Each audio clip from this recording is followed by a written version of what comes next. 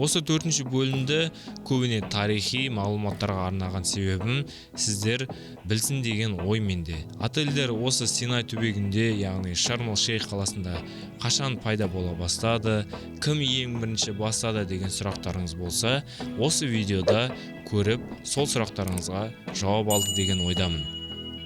Келесі шығарылымдарда кездескенше, алда әлі талай қызық бар.